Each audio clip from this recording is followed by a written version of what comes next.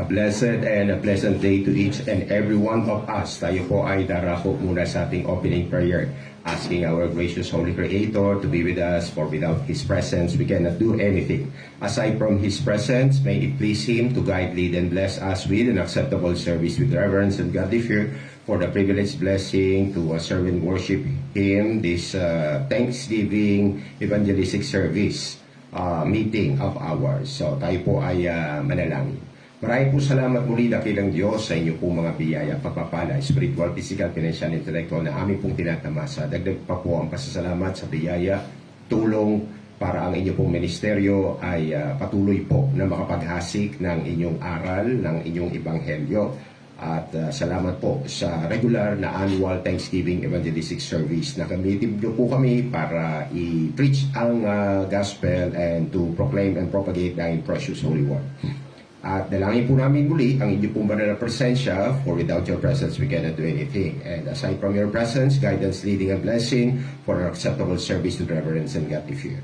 At tulungan niyo po ako sa pagtuturo pangaral. Salamat po sa mga biyaya sa pagdala po ninyo ng mga loved ones, friends, members, brethren, at kung meron pa pong mga naimbitahan na mga kaanak, kaibigan, kakilala, kayo na po ang malugod na sila'y dali ng may kaingatan sa inyo pong banal na gawain.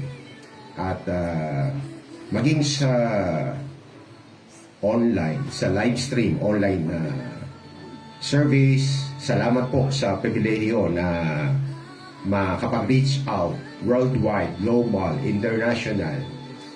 Kahit sa po merong internet, at kung meron pong mga hinirang, salamat po sa biyaya na sila po ay inyong dalhin sa panunood para makapakinig ng inyong pong dalisay na aral. At tulungan niyo po ako sa pagtuturo, pagpapaliwanag, at kayo na po ang mamahagi ng good and perfect heart sa mga redeemed at maging instrumento rin po ang mensahe para for our edification, full sanctification, even unto perfection. Help us, Lord. Sa tao ito po'y imposible. Kayo lang po ang pag-asa namin para maranasan ang propesya na ang inyong pong mga mahal ay tinakda po ninyong maging kawangis ng imahe, larawan, personality, characteristics or character ng inyong bugtong na anak ng aming Panginoon Kristo. At help us, Lord. Kaya sa inyo po namin pinagtatagubili ng aming mga sarili at ang ministeryo, Jesus Saves Baptist Congregation, Caloocan Assembly, Basbas Magapala, upang kami rin po'y maging pagapala sa inyo pong banal na pangalan, banal na gawain. Dalangin po namin ang lahat, kasama ang pasasalamat sa tinakda po ninyong katugunan. At ito po'y aming dalangin hiling sa ngalan ng inyong bugtong na anak, aming Panginoong Hesus Kristo. Thank you, Lord. So tayo po ay aawit muna po ng isang awitin bago po tayo dumako na sa ating mensahe. The song entitled More Like the Master, kasi yung caption or tema po natin ay Be Christ-like. Kaya tulungan po tayo ng Panginoon na maging kawangis ng imahe ng Panginoong Hesus Kristo.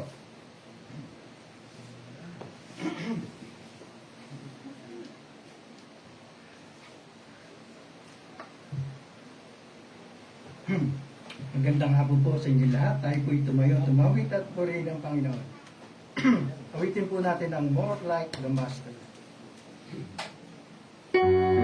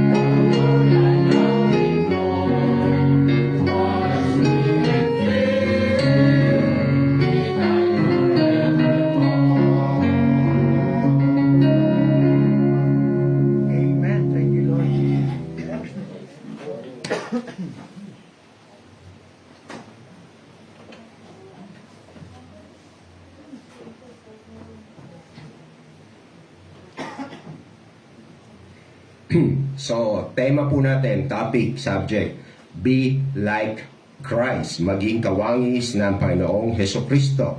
Bakit po? Yan.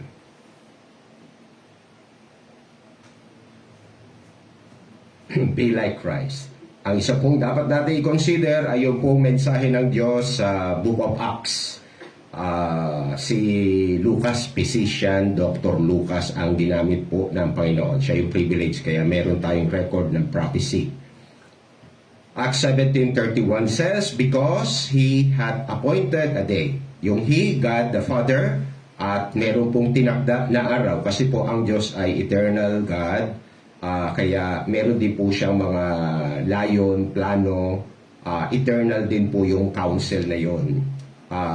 Wala pang mundo, lahat ng gusto niya, diniklaran na niya. Isaiah 46:10, declaring the end, declaring the future events from the ancient times, from the beginning, from the ancient times. The things that are not yet done, saying, I will do all my pleasure, my counsel shall stand. So, yung future po na universal quake, mayayanig, madilindol ang kalawakan, plus universal fire, universal, lalagpas pa po sa mundo yung apoy, kaya damay ang galaxy Milky Way. Yan. Universe. Yan. So yun po, meron pang lake of fire. So sabi niya, because He, God, has appointed a day in the which He, God, will judge the world. Yan. Sample po yung Sodom Gomorrah nung sinilaban, ginawang abo yung mga naninirahang bakla tomboy doon. In righteousness.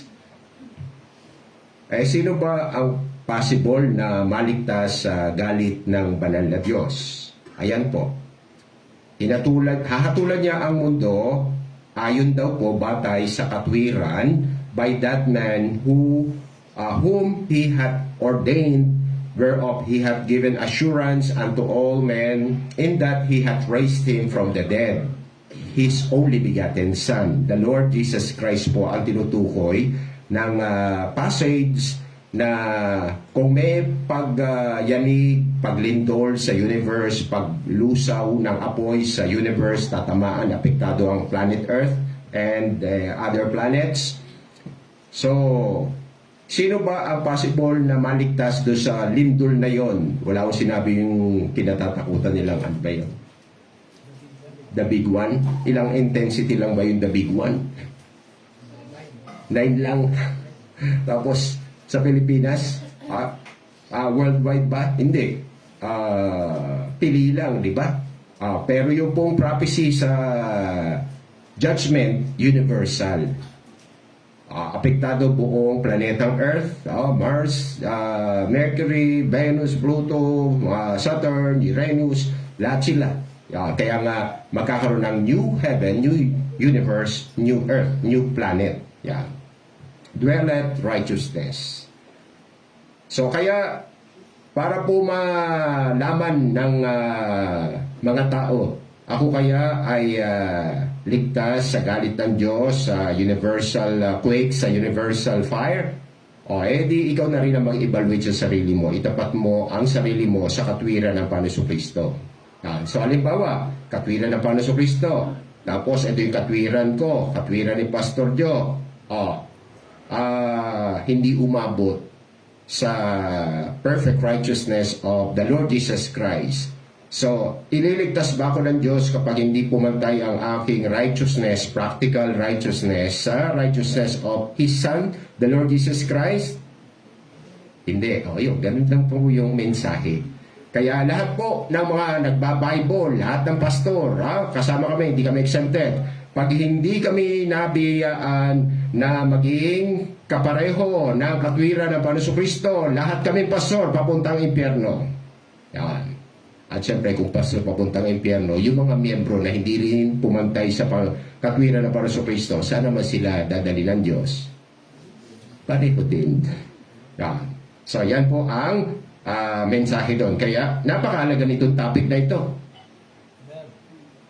Di ba? Be like Christ. Why? Abay, pag hindi ka tumapat sa righteousness of Christ, hahatulang ka. Yan.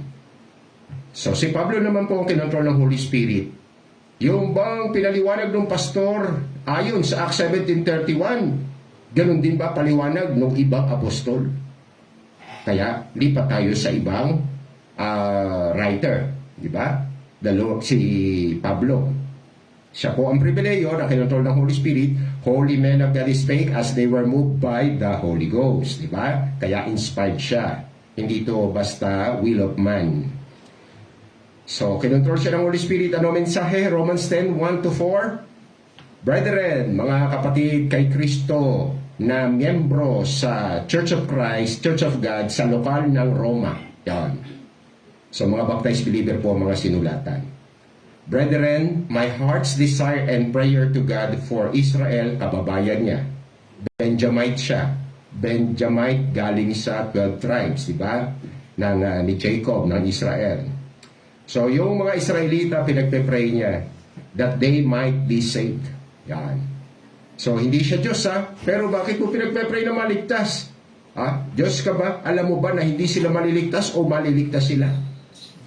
Hindi po kailangan maging Diyos para malaman kung ang isang tao maliligtas o hindi maliligtas. Doon pa lang sa pundasyon natin na Acts 17:31. Pag hindi napantayan ng katwiran ng Kristo, maliligtas, hindi maliligtas. O, di ba? Hindi natin kailangan maging omniscient na tao katulad ng omniscient God. So, sa iba, sasabihin nila, judgmental kayo. Nasa Word of God eh. Ang timbangan eh. Katwiran ng Kristo. So, may basihan. Biblical. Ito pa. Dagdag mo pa itong Romans 10:4, pero inumpisa natin sa verse 1. So, ano ang nasa ng puso ni Pablo? Ang kababayan niya. Yung mga kababayan po ba niya sumisimba? Sumasamba? Mga kababayan, mga Israelita. Nasa kangalin na nga ang glorious temple, di ba? Sama-sama ba? Nagpe-pray. Mga Pharisee nga, di ba? Twice we fast.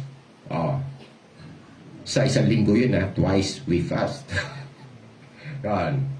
That they might be saved. Why? Bakit mo nasabi na lumalabas hindi ligtas yung kababayan mo? Chosen nation pa naman sila. Chosen nation, di ba? Chosen nation para unang pagpalain, the oracles of God were first given to them. Yung law, commandment, ordinance, hindi po ibang bansa ang nakatanggap, nakasampot ng Ten Commandments, Israel. Kaya yun po yun, chosen nation, sila ang unahing bigyan ng aral ng Diyos. Yan. Pero hindi chosen na ligtas lahat ng Israelita. Yung mga believers of Christ na Matthew 7, hindi lahat papasok sa langit, yung pang lahat ng Israelita, na hindi lahat believers. Yan. For I bear them record that they have a zeal of God. Zeal of God ay religious, maalab, relihiyoso. Yan. So kaya lahat ba ng simba na simba, maliligtas? Ito ngang kababayan na niya, Israelita na maalab sa pagsimba, maalab sa pagkaloob ikapo, pero hindi pa pala maliligtas. Yan. Sa galit ng Diyos, sa impyerno. So bakit hindi ligtas ang mga kababayan niyang Israel? Ang isa pong dahilan, but not according to knowledge. Yan. So kaya kapag nagturo ang Diyos, iba yung belief mo, lagot ka na. One Lord, one faith. Ephesians 4:5. Isang Panginoon, isang pananampalataya. Pag lumihis ka doon, kaya nga minsan nag-comment ako, nag-post ako doon sa isang professing believer na artista. Kasi merong siyang pinapakitang video na nagpapaliwanag. Meron daw isang matandang Calvinist. Ang Calvinist po nagtuturo ng election. Yan. At meron daw isang matandaring pastor, mga Amerikano to, nagtuturo naman very strong sa pagiging Arminian. So mga preachers po yan Calvin, minister yan Arminian, si Arminius. Preacher din yan, theologian. Pero si Arminian, si Arminius, yung Arminian, yun yung pabor sa turo ni Arminius. na lahat mahal ng Diyos, ang kulang na lang magpasya. So, man's choice, man's decision, man's will. Yun ang doktrina ng Arminius o ng Arminian. Doktrina ni Arminius, mga followers ni Arminius, Arminian kung tawagin. Si Calvin naman, ano ba ang first name niya? John Calvin. Mga Protestant yan. Yan. So, mga nagbabible. Dito naman, hindi. Pinili siya ng Diyos. Hindi ang Diyos ang pumili sa kanya. O di pareho kayo, pastor. Ay, hindi. Magkaiba pa kami. So, dahil magkasalugat tong prominenteng mga theologians na to, so, sa QA, sa question and answer portion nila, may nagtanong, nalimutan ko pangalan nung nagpipreach na tinanong si Sproul yata. Meron bang ganong preacher? Oh, yun. So, Pastor, Preacher Sproul, yan, sabi niya, you're very strong in Calvinism.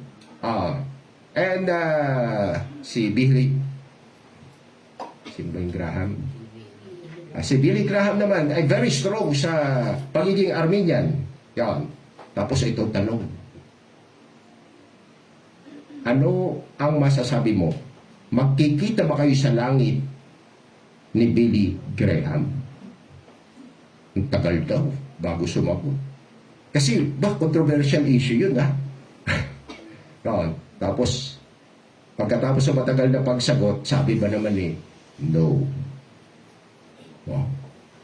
Bakit kaya no? Mga 5 seconds, meron daw salita ulit si Sproul. Yan. Bakit no?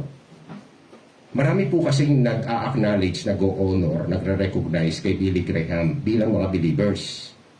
Kaya pag sabi mong no, ano ka? Nasa langit ka, wala sa langit si Billy Graham. So, malaking ano yun. Judgmental ka, parang gano'n, di ba?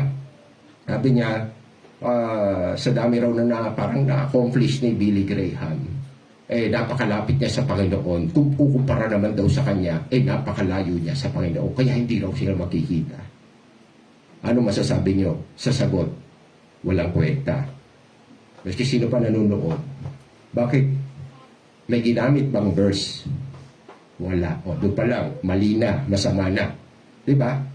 Pag ikaw tinanong, give an answer to every question. 1 Peter 3:15. Pag ikaw naman ay magbibigay ng answer to every question, comparing spiritual things with the spiritual things. Huwag ka mag-interpret ng private interpretation, I believe. Hindi kami makikita. Kasi malayo ako, siya malapit na malapit sa Panginoon. Walang verse yun. Pero yung mga nakikinig na satisfy sa mga paliwanag sagot ng mga pastor na walang verse. Ano naman mga tama sagot doon, pastor? Ang mga tama sagot doon, una, malawak yan Ephesians 4:5, one Lord, one faith, one baptism.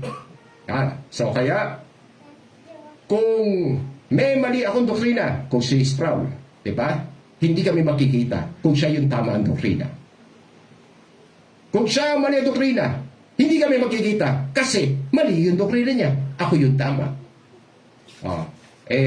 Paano kung dalawa silang mali doktrina? Di ba? Magkikita kayo. Hindi ka lang sa langit. Sa impyerno. Pero nyo, dahil lang ang goal kasi na tutuwa yung mga professing Christian. Bakit? Yan dapat ang mga paliwanag. Yan dapat ang mga preaching. Na hindi dapat dinidivide. Ang kinamatayan ng Panginoon Kristo. Kinamatayan ba ng Panginoon Kristo yung mali doktrina? Hindi. So yun po yun. May verse dapat.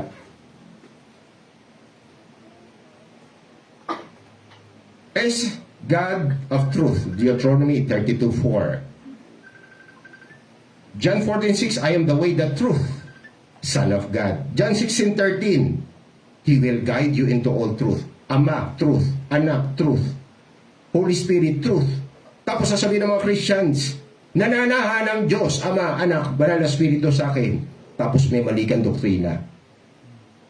Hindi pwede mangyari yun. 1 John 2:21, Hindi ko kayo sinulatan kasi hindi nyo alam ang katotohanan, because you know the truth and no lie in it. Sa truth, wala kahit bahid na kasinungalingan. Hindi naman nagturo si Billy Graham ng Be Christ-like. Hindi rin nagtuturo si Sproul ng Be Christ-like. Kaya magkikita kaya sila, hindi sila magkikita. Di ba? Kung sino sa kanilang dalawa ang naging Christ-like, siya yung nasa langit. Kung merong hindi pumasa sa Christ-likeness sa kanilang dalawa, hindi sila makikita sa langit, doon sila makikita sa impyerno. Yun dapat. May basihan. May Acts 17:31 tayo, meron tayong Romans 10. Tuloy pa natin. So, knowledge sa mali. Pag may mali akong doktrina, saan ako dadali ng Diyos? Hindi pa maling buhay, maling doktrina sa impyerno. Yun yung kalagayan ng mga Hudyo. Not according to knowledge. Mali ang doktrina. For they, my fellow men, being ignorant of God's righteousness. So ano ba ang tamang doktrina? Paano ko ba masusukat si pastor, yung ibang pastor, tsaka ako mismo? Paano ko ba evaluate sarili ko kung ako ay ililigtas sa judgment sa mundo, ililigtas sa impyerno, dadali sa langit? Ayan, no? For they being ignorant of God's righteousness. Ano ba ang God's righteousness? Ano ang standard ng katwiran ng Diyos? May alam kayo? Matthew 5:48, di ba? Be ye therefore perfect, even as your Father which is in heaven is perfect. Kaya pag ikaw, imperfect yung iyong righteousness, ang tawag sa iyo sa Isaiah 64:6, filthy rags. Sa Philippians 3:8-9, hindi perfect yung righteousness mo, pero righteous ka, ang tawag sa iyo, yung righteousness mo, dung, D-U-N-G, dumi, pupo. So kaya, pag sinabing God's righteousness, yan yung perfect. Ayaw ng mga pastor ng perfect righteousness eh. Bakit? Sablay sila. Nauna na nilang kinain yung salvation, kaya ayaw na i-give up. Ang nire-resist, nire-reject, yun na lang aral ng Diyos. Kasi hindi papasa yung kanilang katwiran. My ways are not your ways, my thoughts are not your thoughts. Diba? Heavens and earth ang distance ng standard ng Diyos sa tao. Kaya nga, seek the Lord while He may be found. Call upon Him while He is near. Let the wicked forsake his way, and the unrighteous man his thoughts. Let him return to the Lord. He will have mercy upon him. And going about to establish their own righteousness. Lagot ang mga pastor na nagtuturo na, Brad, Kristiyano ka na. Nax. Wala ka na dapat na bisyo. Tama naman yun, di ba? Di ka na dapat lasenggo. Di ka na dapat, babaero. So vice versa, babae, lalakero, lasenga. Ano pa? Lalong hindi ka dapat nagsasabu. Ano pa? Di ka nagsusugal. Di ba righteousness yun? So, okay na ba yun? Hindi. Sa iyo po yun. Ang mga Hudyo, ang mga pastor, nag-establish ng kanilang sariling katwiran. Ayaw pasakop dun sa sinasabi ng Diyos na katwiran ng Diyos. Yan. Have not submitted themselves unto the righteousness of God na siyang perfect. Ang gusto nila yung filthy rags, yung dung. Paano ko ba malalaman ang katwiran ng Kristo? For Christ is the end of the law for righteousness.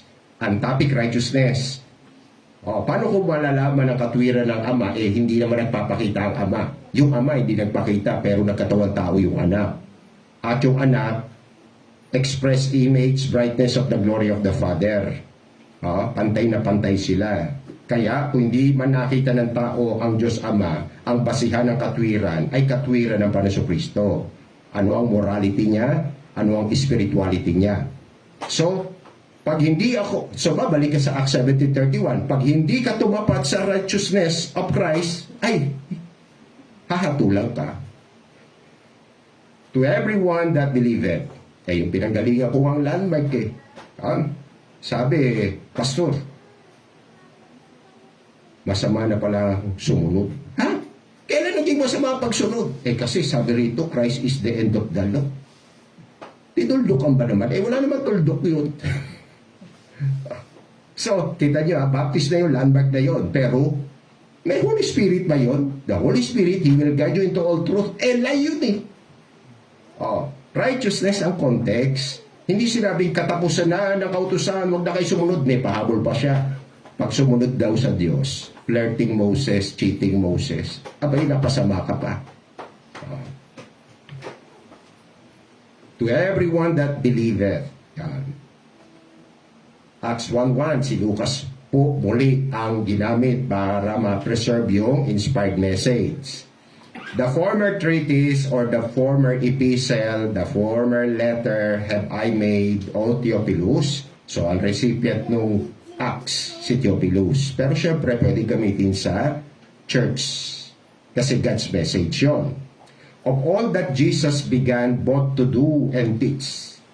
So, dahil ating pong kikilalanin ang Panginoon Kristo dahil napakalaga ng kanya pong character, personality, dahil sa kanya, titimbangin ang mundo, ang mga tao para hatulan o iligtas, di ba? Siya sukatan. So, kaya ito, nagsisimula na tayo ng kilala sa righteousness of God, righteousness of Christ. So, ang Panginoon Kristo, both to do, yan, and teach. Magaganda ba ang tinuro ng Panginoon Kristo? Magaganda. Perfect. Pure, di ba? Lahat ba ng mga believers o yung nagkiklaim na Christian, nagtuturo? Ay, di naman ako pastor, ba't ako magtuturo? O yun na nga, lagot ka. Lahat ng believer na hindi nag-share ng gospel tsaka word of God, kapantay ng Panginoon Kristo, hindi kapantay. Hindi. Siya nagtuturo eh. Siya nagturo. Tapos, ang dami hindi nagtuturo. Di ba? So, doon pa lang, sino mang believer, sabi nila, Philippines, Christian country. Sa Philippines, sa Christian country, lahat ba nagtuturo ng gospel tsaka word of God? Wag na, paliitin natin. Dito. Yung present dito. Sino rito nagtuturo, nag-share ng word of God sa kaanak, kapitbahay, kaklase, kaopisina? Sino rito? Wala. Lagot ka. Di ba kasimple? Hindi ka na pumasay sa pagtuturo pa lang. May kasunod pa. Yung lahat ng tinuro ng Panginoon, nilakaran niya ba o tinuro niya lang? Di ba? So kaya, kami mga preachers, hindi kami exempted. Naku, buti pala sila pastor, nagtuturo. So, sigurado na yan. Ano sigurado na? Sigurado na pang impyerno. Bakit? Meron pang to do eh. At ang nakakatuwa sa Panginoon, bago niya ituro, nalakaran niya na. Kaya minsan sa mga preachers conference, pag may nag-preach na preacher, minsan sinasabi, shame on you preachers. Bakit?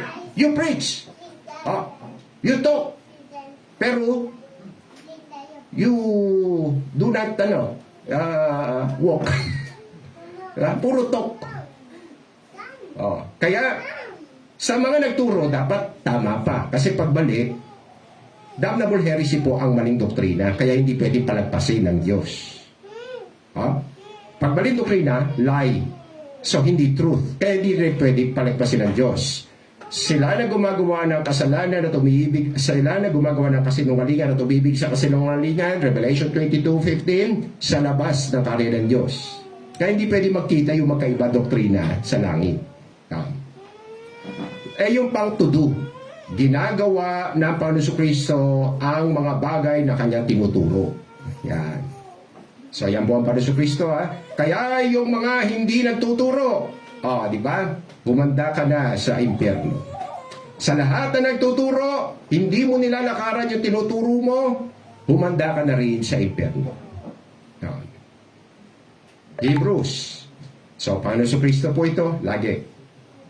For we have not an high priest. So, ang mga elect, chosen, adopted children ay meron pong punong saserdote. Yan. Panginoon sa Kristo yun. Which cannot be touched with the feeling of our infirmities. Infirmities, weaknesses, kahinaan sa laman. Kahinaan para manaig, mag-prevail, ma-overcome ang temptation ni Satan, di ba? So, dapat pantay sa Panginoon Kristo. So, ano ang testimony ng Panginoon Kristo nung siya ay tinukso ng diablo? Ang Panginoon Kristo, but was in all points tempted like as we are. Yet, nung tinukso ng diablo ang Panginoon Kristo, sino nanalo? Panginoon Kristo. Yet without sin. Hindi na itulak ni Satan ang Panginoon Kristo sa kasalanan. Kaya kapag ako inalok ng temptation, inalok ng kasalanan ni Satan, natalo, bumigay, nag-yield sa temptation, pantay ba kami ng Panginoon Kristo? Hindi. Pag kayo tinukso ni Satanas, natalo kayo, pantay ba kayo ng Panginoon Kristo? Lagot kayo, lagot ako, lagot tayo. Ganun kasimple yung doktrina. So dapat pag tinukso tayo ng diablo, tayo ang mag-prevail, tayo ang maging triumphant, tayo ang maging victorious. Yun ang ligtas. Hindi yung believer of the Lord Jesus Christ, ligtas ka na. Sa totoo lang, hindi ka pa believer eh. Kung ligtas ka na. 2 Timothy 1:9 yun, di ba? So muli po, kailangan makilalang lubos, malaman ang righteousness of Christ kasi yun yung righteousness of God at yun yung timbangan para sa redemption. So Matthew 5:1, 20, 27 to 32 and 48. And ito yung verse 1. Seeing the multitudes, so ang Panginoon Kristo, nakita, naramdaman, may parating multitudes, maraming tao, palapit sa Kanya. Yan. At ano ang ginawa ng Panginoon Kristo ng maraming taong palapit sa Kanya? He went up into a mountain, umakyat ng bundok. So, kilala mo na ba Panginoon Kristo? Lahat ba ng tao ina-accommodate ng Panginoon Kristo? Lahat ba ng tao hospitable ang Panginoon Kristo? Eto sagot. Papunta sa Kanya yung multitudes, ang ginawa umakyat sa bundok, inisnab sila.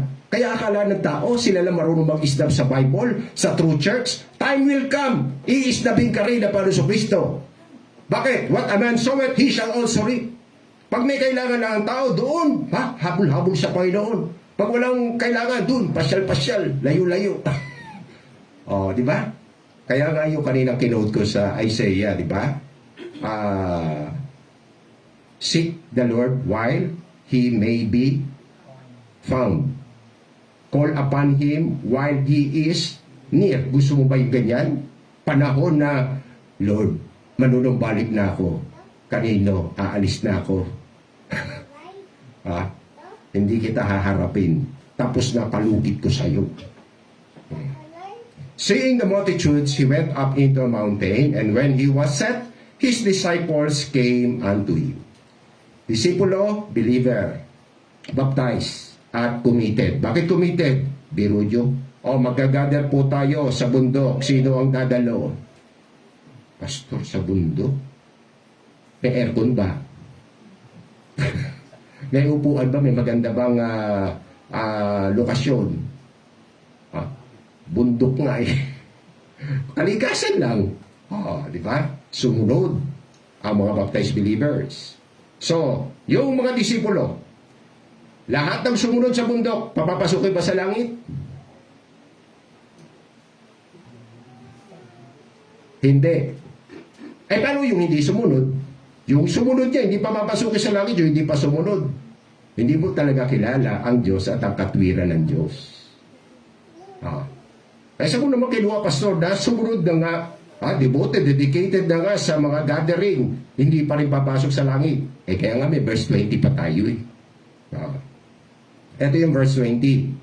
For I, the Lord Jesus Christ, say unto you, sinasabi ko sa inyo, except, you disciples, except your righteousness shall exceed the righteousness of the scribes and Pharisees. Mga religious yan, strict.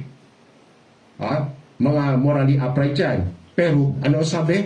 Pag hindi nyo naigitan, mga members, ang katwiran ng mga scribe at pariseo, you shall in no case enter into the kingdom of heaven. So, pag disciple, pag member ka ng Messiah's ministry, automatic ba papasok ka sa kingdom of heaven? No.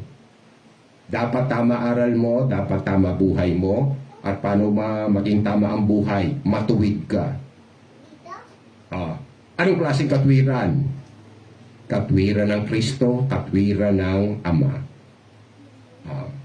Practical living yan. So ito na yung 27 hanggang 32.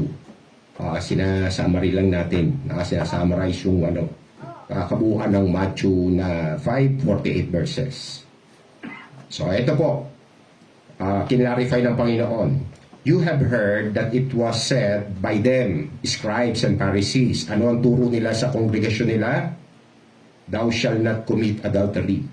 Kaya asawa, huwag ka nang makikipid, huwag kang makakalunya, huwag kang magkakaroon ng number 2. Yan. So, turo nila yon? Turo yun ng Diyos. Tinuro din ng mga pariseo, ng mga iskriba. Pero, pag ganun lang ang pamantayan ng katwiran mo, impyerno ka. Bakit? Sinabi na nga, higitan eh. Di ba? If you will not exceed the righteousness of the scribes and Pharisees, thou shalt in no case enter into the kingdom of heaven. Kaya ito na yung standard ng Diyos Ama, standard ng Diyos Anak, standard ng mga ligtas. Ano yon? I say unto you, whosoever looketh on a woman to lust after her had committed adultery with her already in his heart. So, hindi niya pa kalaguyo, hindi niya pa number 2. Kaso, mahalay yung tingin niya, nagnanasa siya ng pita dun sa babae. In the sight of God na omniscient God, ano na kasalanan niya? Adultery. So, hindi na kailangan gawin. Sa Diyos Ama, sa Diyos Anak, iniisip pa lang natin na mali ay counted na para parusaan tayo, counted na para tayo ay i-restrict sa heaven. Hindi pwede pang langit. And if thy right eye offend thee, kasi pinag-uusapan last of the eye, di ba? Na in the sight of God the Father, in the sight of God the Son, sin na ba? Hindi pa sin. Sin na. Sa kadadali nung sin na yun, sa langit, sa impyerno. Sa impyerno na. Ano pa siya natin na sa impyerno dadalhin yung may last of the eye? Ayan, yung paliwanag ng Panginoon Kristo. And if thy right eye offend thee, because mataas yung standard ng Diyos sa righteousness, pluck it out. Sinabi bang ask for forgiveness? Di ba? Hindi, di ba? Ang gusto ng Panginoon, i-deal mo squarely yung sin na yan. Paano i-deal? Hindi pwede yung, Lord, patawarin niyo ko. Mahalay talaga itong mata ko. Dukutin mo. Kaya mo ba? Hindi po. O bahala ka. Pluck it out and cast it from thee, for it is profitable for thee that one of thy members should perish, and not that thy whole body should be cast into hell. Last of the eye. Hindi pa yung kalaguyo. Hindi niya pa nga kilala eh. Yan. Pero syempre, pati yung babae kasama. Bakit? Ang sabi ay, to lust after her had committed adultery with her. Kaya nga ang mga babae tinuruan na modest apparel, with shamefacedness, with sobriety.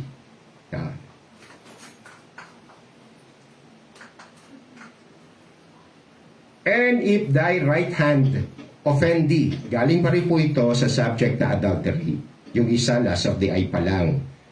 Dahil tinuturuan sila ng Panginoon Kristo ng standard na righteousness ng Father at standard na righteousness ng Son of God. Diba? Na hindi nagko-contradict. Pareho lang, smooth yun. May harmony yun.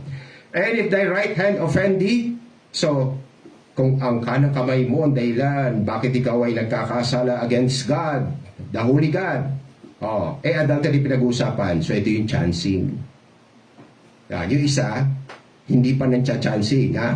ng titingin pa lang. So, saan ba madalas yung chancing? Ang chancing po ay nagaganap doon sa mga nag-iibigan, lubos na nag-iibigan, tapos meron silang romance, pero hindi sila kasal. So, kasalanan yun. Bakit? Yan yun. Tignan nyo po. Ilipat lang tayo, additional, bonus.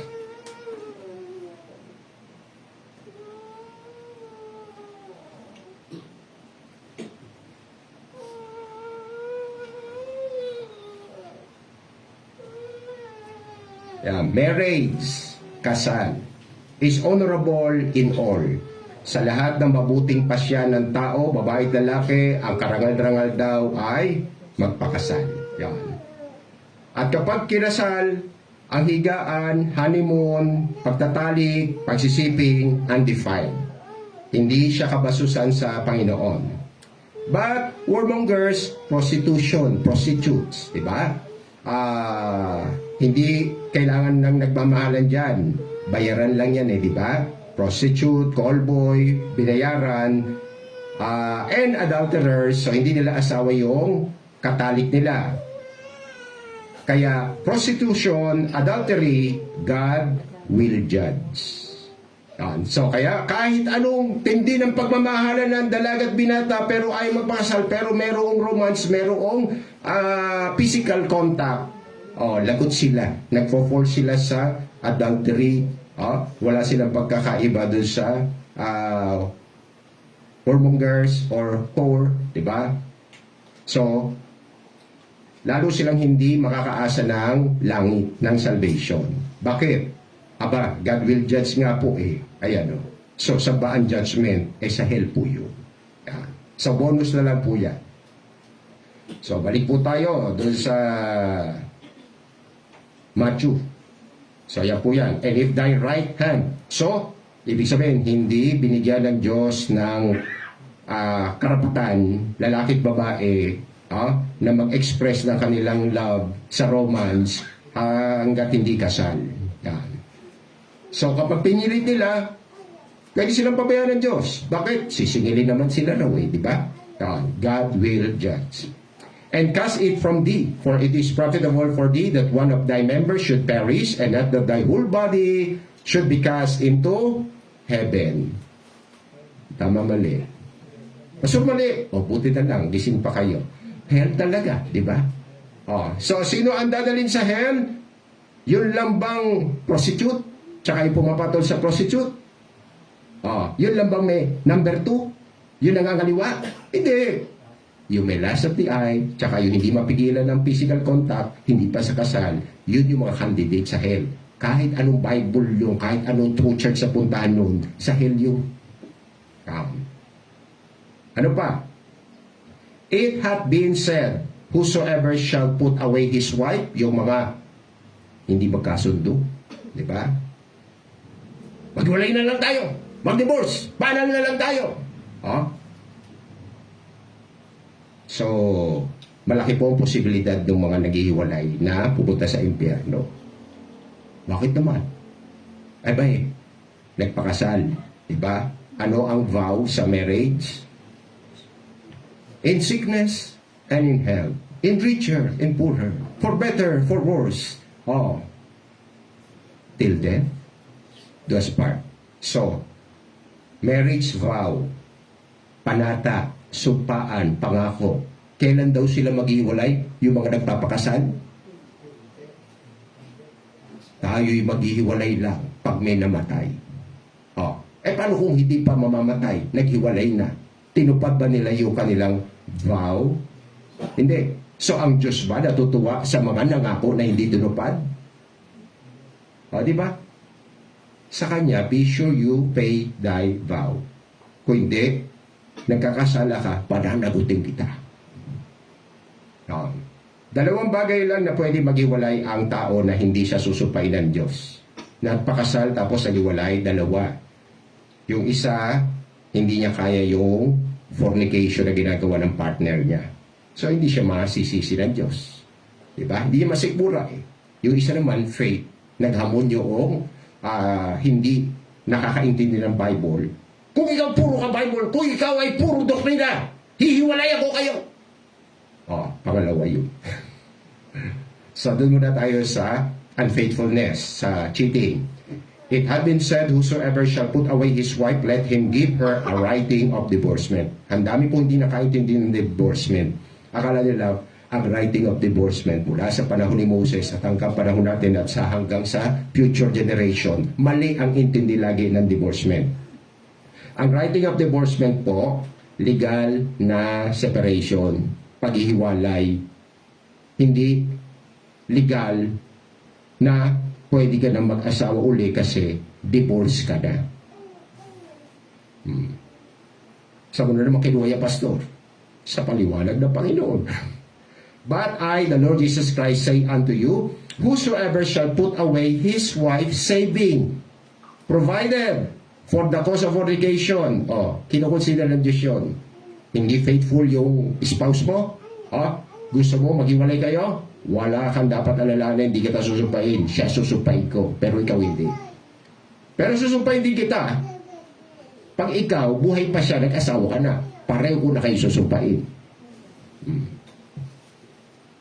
Causeth her to commit adultery, and whosoever shall marry her, that is divorce, committed adultery. Saan pumunta ang adulterers? Impyerno. Paano kung nagbabible yung adulterer? Paano kung pastor? Ganun, di ba? Naintindihan nyo. So, kaya yung pinaka-closing ng Matthew chapter 5, ano ang mensahe ng Panginoon Kristo? Be ye therefore perfectly righteous. Walang lust of the eye. Walang physical contact hanggat hindi kasal. Walang divorce at mag-aasawa. Divorce lang. Magpakasakdal kayo. Huwag kayo gumaya sa mga parisiyo iskripa. Wala nga prostitusyon. Yung mata naman may lust of the eye. O the adultery din. Kaya masama ba perfection? Gusto ba ng lahat ng pastor ang perfection? Kaya sino yung masama? Di yung pastor na ayaw ng perfection. Kasi yung perfection hindi masama Ba't ayaw nila? Di ba? Kung hindi siya pastor, believer lang siya, ayaw niya rin ng perfection. So sino masama? Yung perfection o yung ayaw sa perfection? Yung ayaw. Kaya hindi siya pwedeng sa langit. So yan po ang mga timbangan, hindi yung Calvinist, Arminian. Diba? Sa totoo, parehong impyerno yun bakit na naman pastor? Sino namatay sa krus? Sino tagapagligtas? Sino anak ng Diyos? Si Arminius o si Calvin? Bakit proud na proud ka? Ako, Calvinist. Ay ako, Arminian. Kita nyo, wala nagsabing ako Christian. Kaya pareho yun. Impyerno yun. Follower ni Calvin, Protestant. Follower ni Arminian, Arminius, Protestant. Ang papasok sa langit, follower of Christ. Kaya makikita ba si Sprout at si Billy Graham? Yes. Pero, kung mali doktrina at mali buhay, hindi sa langit, sa impyerno. So, dapat mangyari kay Sprout, nangyari, kasi wala na si Billy Graham Ang dapat mangyari sana nangyari kay Billy Graham, naging Christ-like, sa doctrine, tsaka sa doing. Diba? Kala ko nandito yung whiteboard na lesson natin. Nag-disappear. So muli, Panginoon Jesucristo ito, kasi siya timbangan. John 8, 11 and 21, turo niya. Alam niyo naman sa Acts 1:1, ang turo niya, buhay niya. Ang buhay niya, turo niya. She said, yung prostitute. Yan. Ito nahuli. Sa kalaya ng prostitusyon, di ba? Ang sabi sa panahon ni Moses, batuin. Ano masasabi mo, Jesus? Yung walang may kasalanan sa inyo, siya unang bumato. Napahiya naman. Buti naman sa evaluation, hindi sinungaling yung multitude. So, kaya tinanong niya yung babae, pero ba bumato sa iyo? The prostitute said, no man, Lord. Wala pong bumato. And Jesus said unto her, neither do I condemn thee. Ako, hindi rin kita hahatulan. Hindi kita babatuhin. Pero wala kasalanan para sa Kristo, ha? Di ba? Go, mamuhay ka, sin no more. So, timbangan ng kaligtasan, Panginoon Kristo. Ano ang doktrina ng Panginoon Kristo? Sin no more. Oh, what to do and teach. Ano buhay ng Panginoon Kristo? Sin no more. Aral at buhay, pareho lang sa Kanya. Hindi nagkakaiba. Walang lamang. Oh. Then said Jesus again unto them, I go my way, babalik siya sa kaharian niya, and you shall seek me and shall die in your sins. Whither I go, you cannot come. Ano mensahe ng Panginoon Kristo kapag ang tao raw namatay na may kasalanan? Yun daw ba pupuntahan niya? Mapupuntahan ng tao, Israelita, believer na namatay na may kasalanan? Hindi. So yun ang mga klaro po na aral sa Bible na hindi binibigay ng Diyos sa lahat ng pastor, pati sa lahat ng mga believers. So basta po may kasalanan, hindi pwedeng pumunta sa pinuntahan ng Panginoon Kristo. Bakit? Ay may Revelation 21:27 tayo, di ba? There shall in no case enter into it new heaven, new earth, anything that is defiled. Yun lang nakasulat ang pangalan sa aklat ng buhay. At yung nakasulat sa aklat ng buhay, isa-sanctify yun ng Panginoon Kristo. Full sanctification. So, another teaching, at yung teaching niya, yun yung practice niya, di ba? Matthew 7:21 hanggang 23, 26 hanggang 27. Verse 21, not everyone. So, mga Hudyo lang ba at Israelita ang hindi papasok sa langit kasi ignorante sa standard ng righteousness of God the Father? Hindi, pati believers, pati preachers, sa Christendom, sa professing Christians. Kanino galing? Sa Panginoon Kristo. Not everyone that saith unto me, Lord, Lord, shall enter into the kingdom of heaven. Why?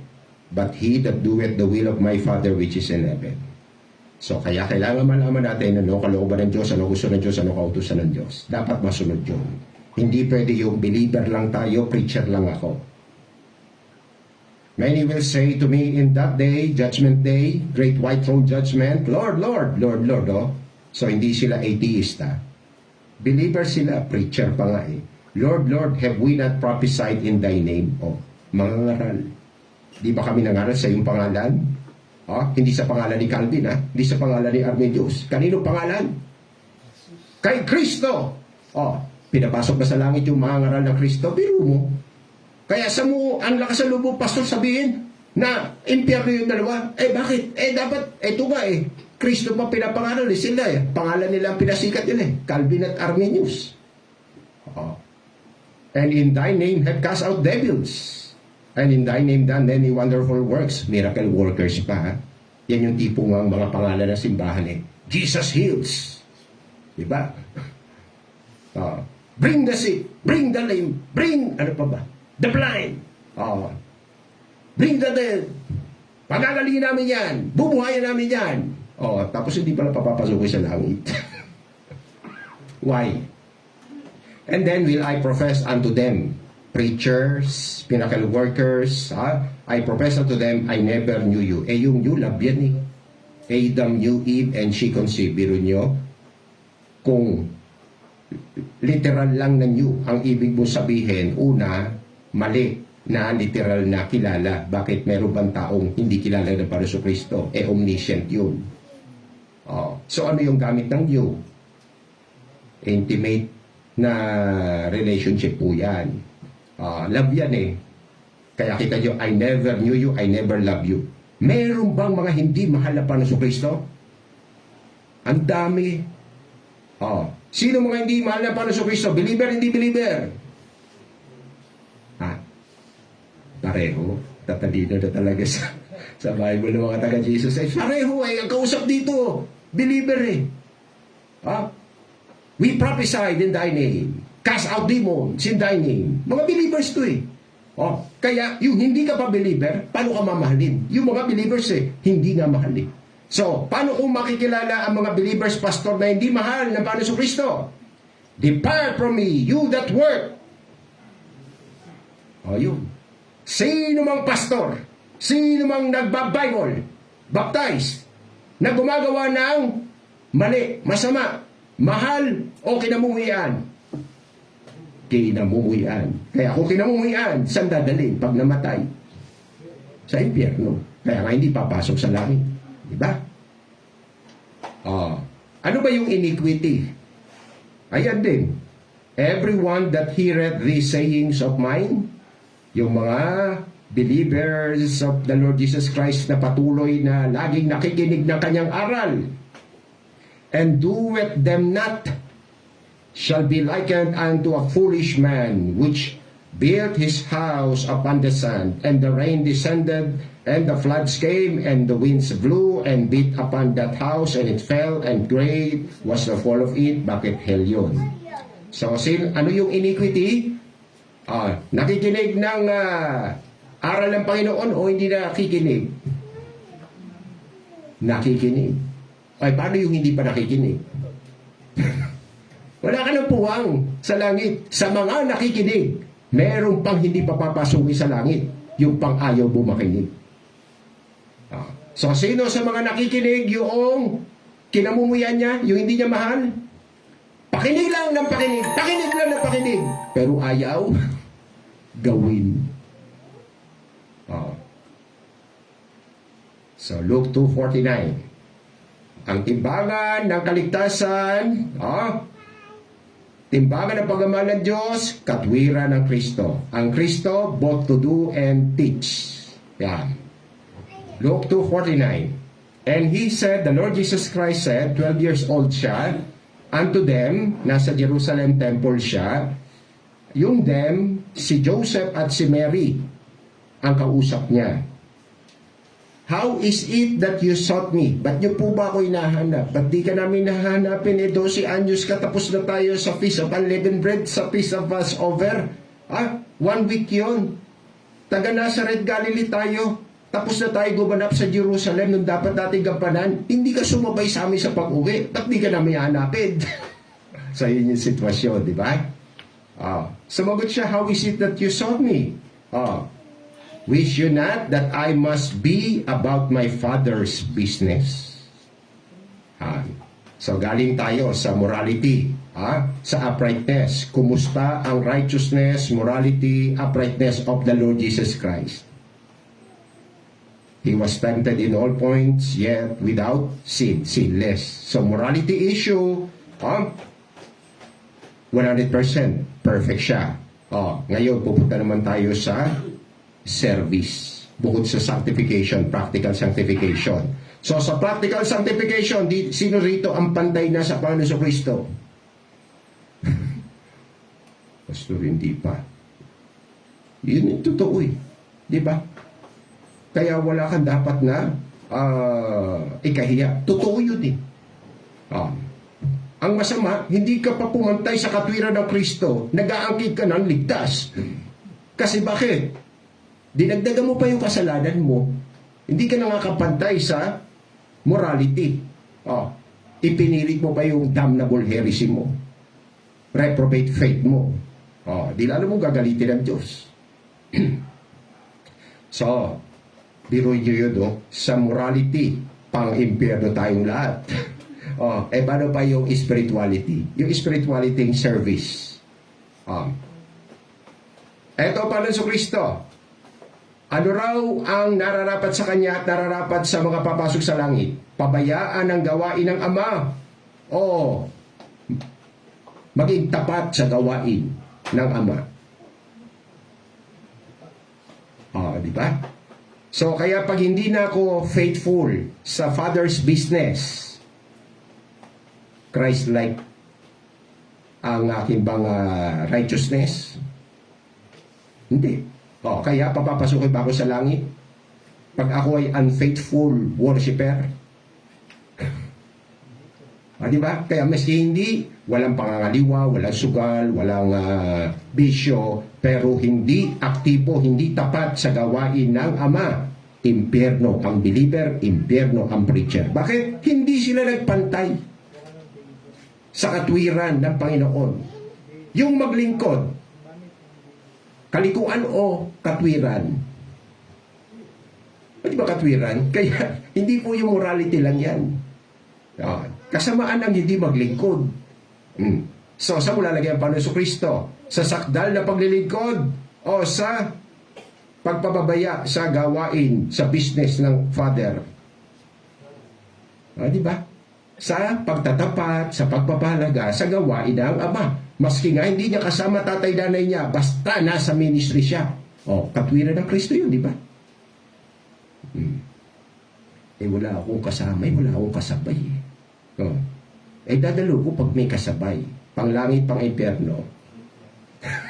Di ba? Kumaklarong lubos. Ano ang timbangan ng Diyos sa mga believers, preachers, kung ligtas o hindi? Mark 6, 1-3. And he, the Lord Jesus Christ, went out from thence and came into his own country. Saan yung kanyang lehitimong lugar? Nazareth. Diba? And his disciples, may mga baptized believer na. So may ministry na siya, may tagasunod na follow him. And when the Sabbath day, so mula sa linggo, yun yung first day talaga sa kalendar. Sabado talaga yan. Yan. And when the Sabbath day was come, the Lord Jesus Christ began to teach. Bakit? Nung Sabbath, nagsimula siya magturo. Ano ba ginagawa niya pag linggo? Pag Lunes, Martes, Merkulis, Huwebes, Biyernes. Ito sagot. He began to teach in the synagogue. So meron pong mga Sabat na hindi required silang pumunta sa Jerusalem. Pero merong mga feasts required ang mga Israelita. Kahit sa lupalop ka, sasadyain mo ang Jerusalem. Doon lang acceptable ang gathering. So pag hindi, synagogue, okay na yun. So naturo siya sa synagogue. Lugar na nagpupunta din ang mga tao para makinig, mag-aral ng salita ng Diyos. And many hearing him, siya ang teacher-preacher at namangha sila, were astonished, saying, from whence hath this man these things? Yung wisdom, tsaka yung power to heal the sick. And what wisdom is this which is given unto him, that even such mighty works are wrought by his hands? Kaya lang, na pumapasok na sa isip nila, hindi kaya ito ang Kristo? Hindi kaya ito yung Messiah? Kaso kinokontra din ang isip nila. Bakit? Grace lang po para manalig ka na ang tama. Is not this the carpenter? Hindi pwedeng maging Messiah to. Bakit? Karpintero yan. Paano naman naging kontra yung karpintero sa pagiging Christ? Pag Christ kasi, saan ang lahi na dumadaloy sa kanya? Kaninong tribo?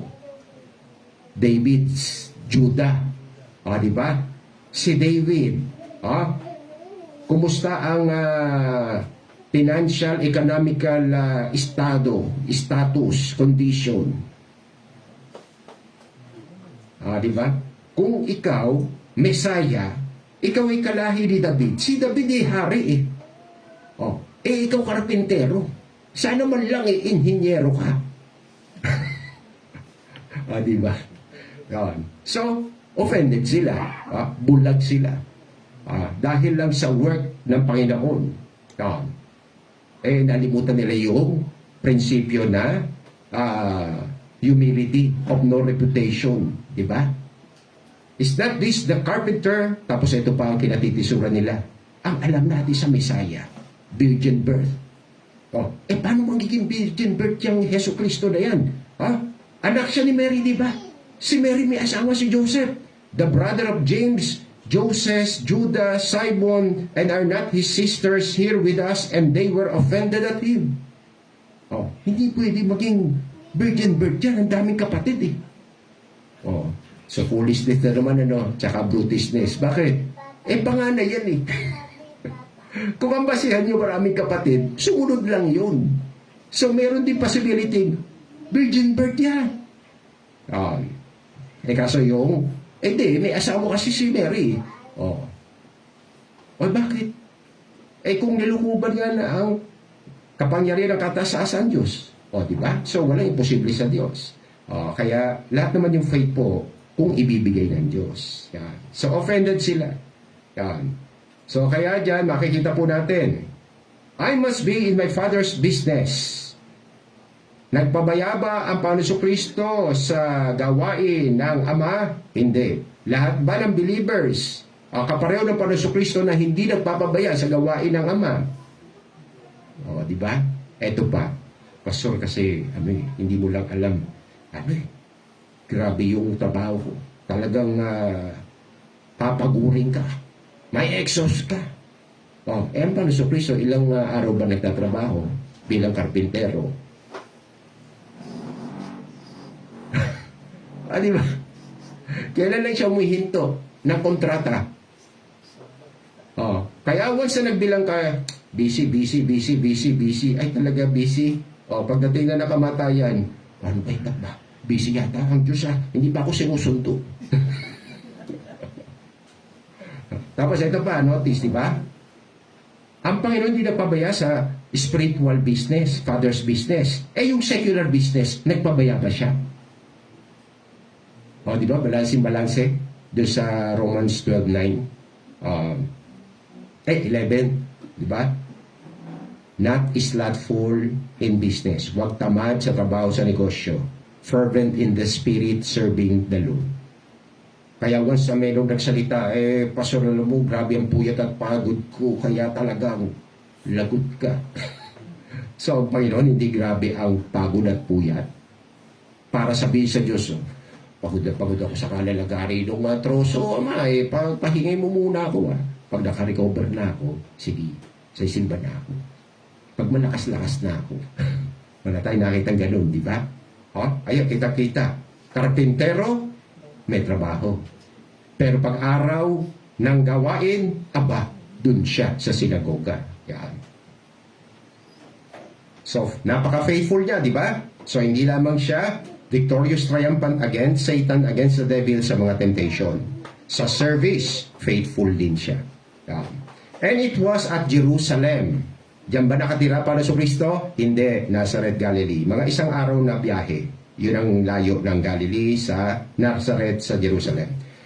And it was at Jerusalem the feast of the dedication.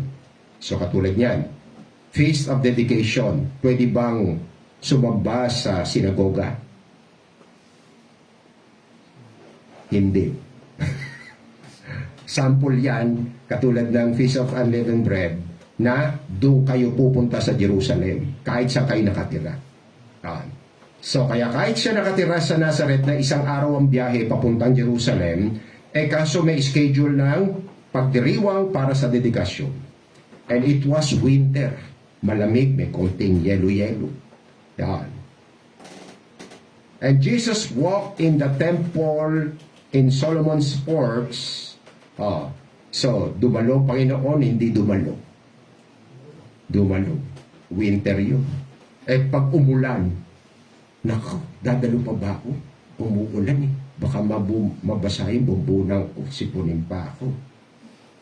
Siguro maintindihan ako ng Diyos. Yung Diyos, nagsakripisyo Hindi ka maintindihan. Ikaw dapat ang umintindi. Diba? No one understand it. Lagot ka. Doon ka. Kabilang. No one seeketh God. Self-centered selfish diba? Pag salvation, Savior-centered yan. Christ-centered yan. So, kaya kilala nyo na ba ang Panginoon? Alam nyo na ba ang pamantayan? Ngayon, alam ko na. Siya pala ang sukatan. Ayun, pasado ka pa. Hindi lang sa morality, pati pala sa service, sa Father's business. Yan. Kaya kapag winter, meron ba tayong justification, rason sa Diyos? Lord, winter, pasensya ka na. Mahirap dumalo. Alam ko mahirap, at yun ang gusto ko. Yung mga mahirap pero susunod kayo, katulad ng anak ko. Di ba? Kaya, ang dami na ngayon, padagdag ng padagdag, yung nakakatiyak sa langit, pero hindi alam to. Na ang timbangan ng kaligtasan, Panginoon Kristo, sa katwiran, kabanalan, kasagdalan, pati sa paglilingkod sa Ama. Nasa kalingkingan ka na ba ng paglilingkod sa Ama? Kasi wala pa ako sa kalingkingan. Kaya sasabihin pa ng ibang pastor anong gusto mong pastor? Nakakatiyak, hindi nakakatiyak. Hindi mo kasi alam ang standard ng Diyos. Kaya conceited kayo sa salvation. Kung alam nyo standard ng Diyos sa kaligtasan, mahihiya kayong magpakilalang ligtas. Di ba? Matthew 26:40 to 41. And he, the Lord Jesus Christ, cometh unto the disciples, and findeth them. Sabi niya, pupunta lang ako sa dakuro na, watch and pray. Pumunta nga sa Gethsemane, di ba? Sa Mount of Olives, tapos merong Garden of Gethsemane ron. Doon nag-pray ang Panginoon. Tapos, bumalik siya. Pagbalik, sila Pedro tulog. And saith unto Peter, what? Could you not watch with me 1 hour? Ilang oras sa Gethsemane ang Panginoon na nagpe-pray bago bumalik doon sa mga disipulo.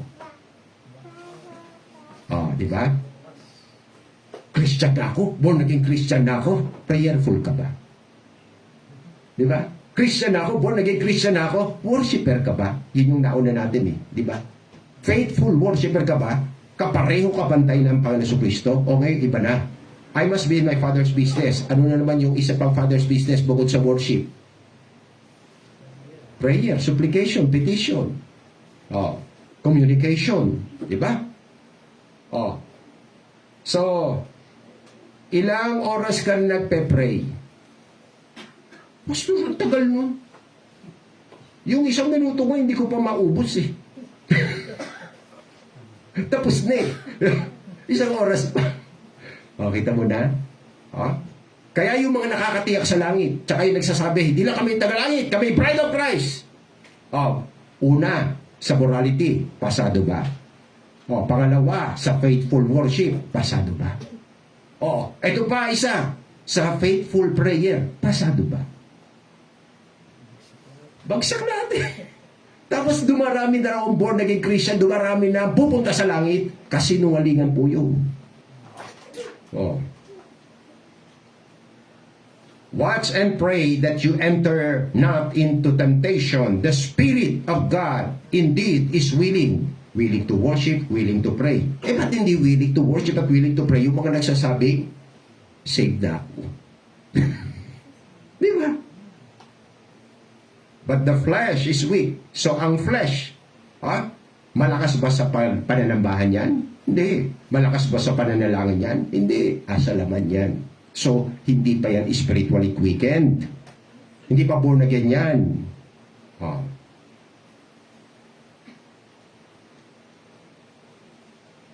So, itong senaryo po na nagpapaalaman ng Panginoon para manalangin, tapos 1 oras pala yung batch niya, per batch niya, ilang batches ba yan? Na siya ay pumunta doon sa malayo-layo at nanalangin.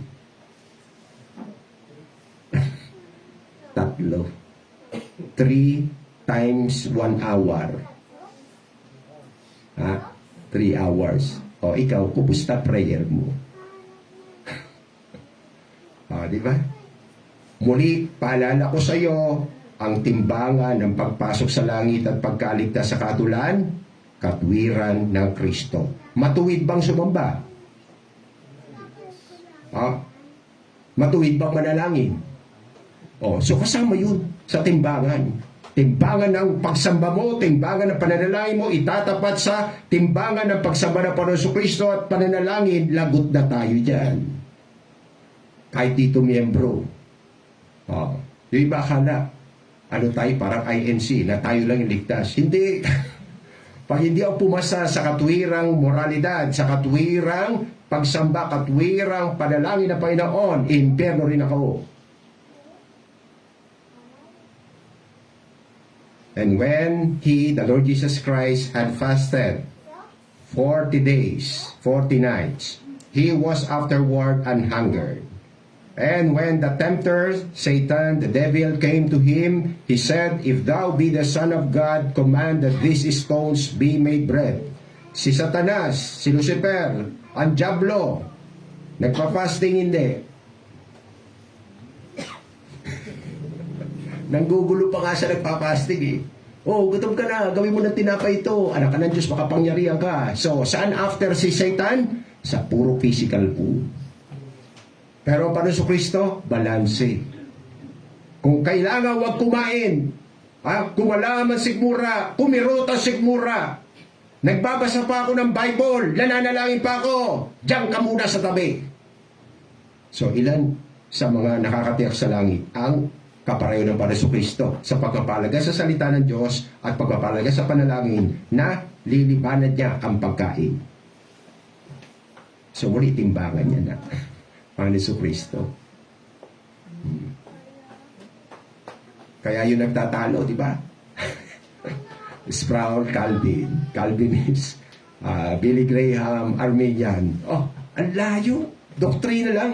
May Romans 1:18 pa tayo, di ba? The wrath of God revealed from heaven against all unrighteousness, against all ungodliness, who hold the truth in unrighteousness. Maski tama pa doktrina mo, pagliko ka, galit ang Diyos sa iyo. Yung pang mali doktrina nyo. Binida mo pa si Calvin, binida mo pa si Armenius. Hindi pa yung Kristo binida nyo. Let him that glory in the Lord. Sumail yung dalawa. Ang naitaas yung mga teologyang mali doktrina. But he answered and said, it is written, man shall not live by bread alone, but by every word that proceeded out of the mouth of God.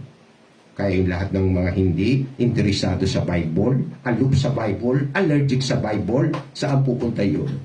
Pero kapag eat all you can, buffet, sama ko dyan. Impyerno. Kasi ang proper ang perfect, balanse. Hindi lamang sa tinapay, sa pagkain na bubuhay ng tao, maging sa salitang lumalabas sa bibig ng Panginoon. Hindi basta sa salita, kasi yung iba sa salita ng pastor, hindi sa salita na lumalabas sa bibig ng Panginoon, yung inspired.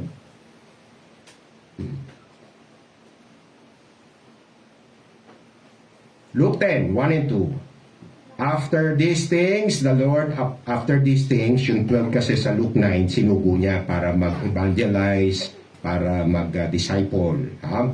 Hindi lang magpagaling na may sakit, mangaral ng kaharian ng Diyos, ng Ebanghelyo.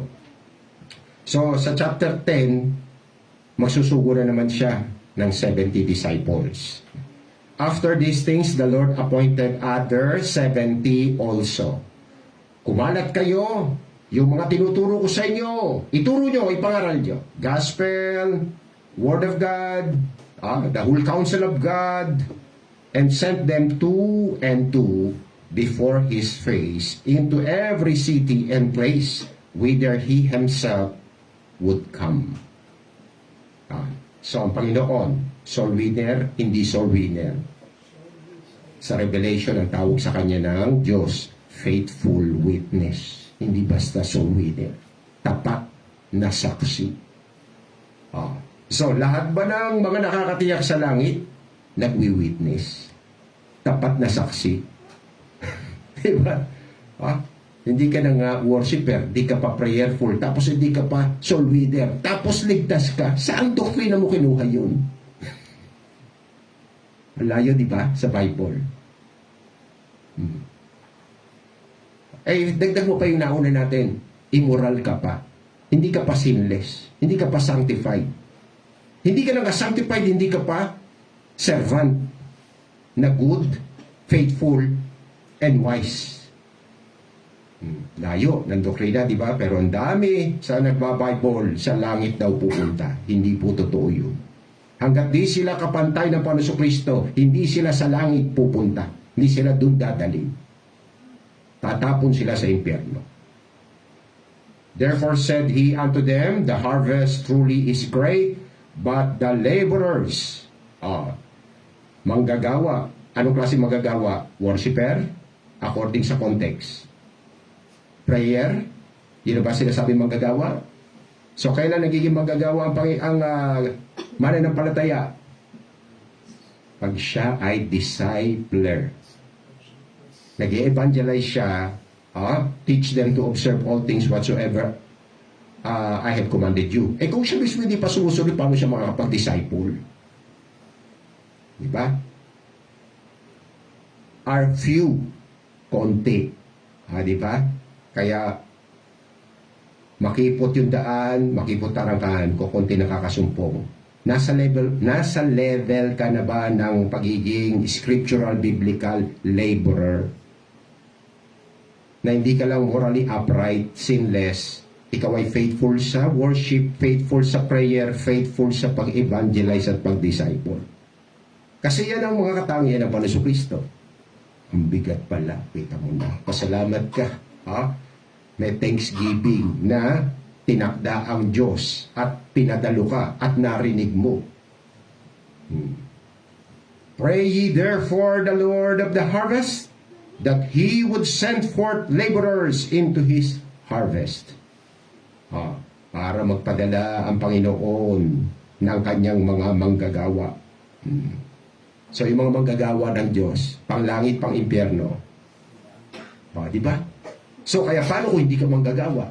So hindi pinag-uusapan dito yung full-fledged na magpapastor ka. Ang pinag-uusapan lang dito as member sila ay sinusugo ng Panginoon. Kung saan pupunta rin ang Panginoon. So basta ba siya nag-utos? Mag-evangelize kayo. Hindi. Mag-evangelize kayo, pupuntahan ko rin kayo doon. Mag-evangelize din ako. Kaya dati namin pastor, hindi raw trabaho ng pastor mag-evangelize. Theology raw, theology. Para ba theologian siya, ay mali-mali ang doktrina. 2 Corinthians 8:9. Ako ba'y kapantay na ng Panginoon? Kahit isa hindi ako pumatay, kahit isa hindi ako pumasa, paano ba yan, pastor?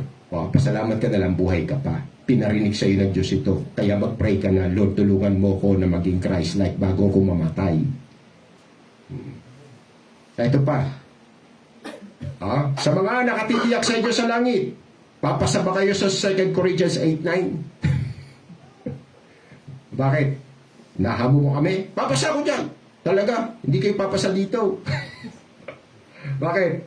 For you know the grace of our Lord Jesus Christ. So gracious sa Panginoon Kristo. Pasado ka ba? Gracious ka ba? That though He was rich, yet for your sakes, He became poor, that you through His poverty might be rich. Self-sacrifice siya, di ba? Mayaman, iniwan yung yaman para maging mahirap, para makinabang yung mga mahal niya. Grace-giving tawag yan. Sacrifice, self-sacrifice. Madali bang gawin yung ginawa ng Panginoon? Mayaman ka, isusuko mo lahat ng yaman mo at willing kang maging mahirap. Ano gusto mo sa buhay? Maging mayaman, maging mahirap. Pero pa sa mayaman. Paano ngayon to? Ang nag-set na example para sa Kristo, siya ang numero 1 pinakamayaman. Iniwan yun. Ikaw, kaya mo bang iwan? Saan ba nga, iniiwan mo Diyos? Prayer, iniiwan mo Diyos kayamanan pa. Di ba?